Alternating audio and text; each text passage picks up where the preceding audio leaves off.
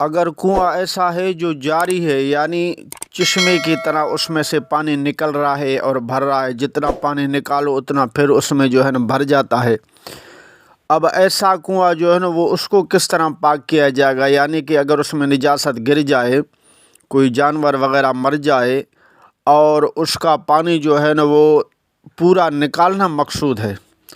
تو اس کا جو ہے نا اس کو کیسے خالی کیا جائے گا؟ دوسرے کنویں جو ہے نا وہ تو اس کا پانی سارا آدمی نکال دیتا، کنواں سارا پاک ہو جاتا ہے، لیکن یہ کنواں جو ہے نا یہ تو سارا اس کا خالی کرنا ناممکن ہے، کیونکہ یہ تو جاری ہے، بہہ رہا ہے نیچے سے چشمے کی طرح، جتنا پانی نکالو پھر اس میں بھر جاتا ہے۔ اور اب مقصود یہ ہے کہ اس کا پورا پانی نکالا جائے، تو پھر کنواں پاک ہوگا۔ تو پھر اس کا کیا حکم ہے؟ تو اس کا حکم یہ ہے کہ جس وقت پانی نکالنا ہے کنویں کا پورا، اس وقت اندازہ کیا جائے گا کہ اس میں کتنا پانی ہے۔ مثال اس میں جو ہے 100 ڈول ہے یا 200 ڈول ہے،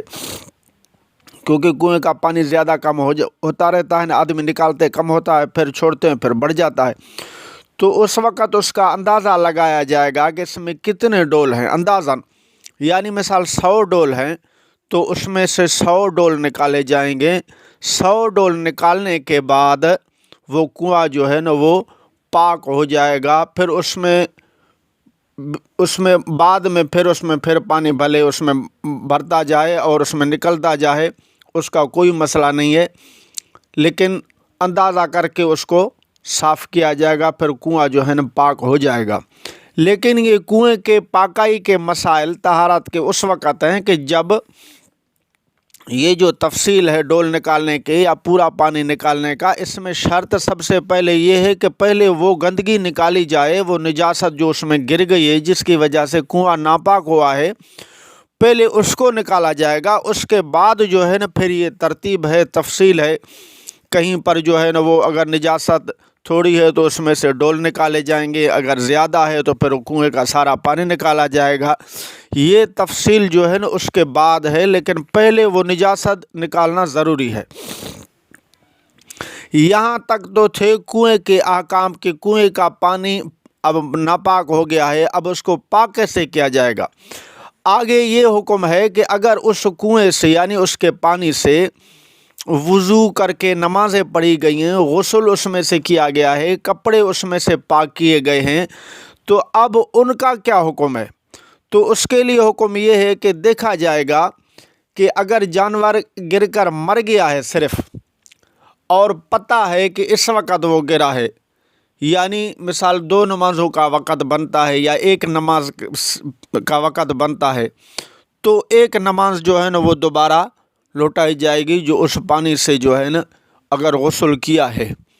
لیکن اگر معلوم نہیں ہے کہ کب گرا ہے اس میں، اور صرف مر گیا ہے جانور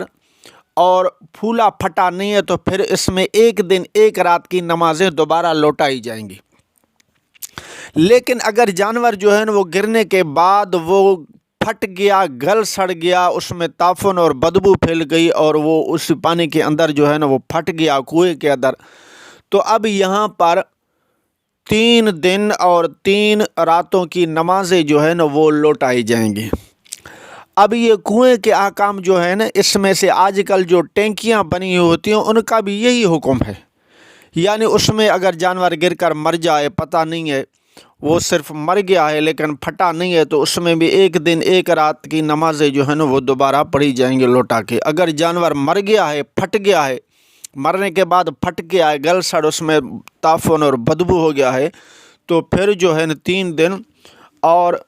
3 راتوں کی نمازیں جو ہے نا وہ دوبارہ لوٹائی جائیں گی۔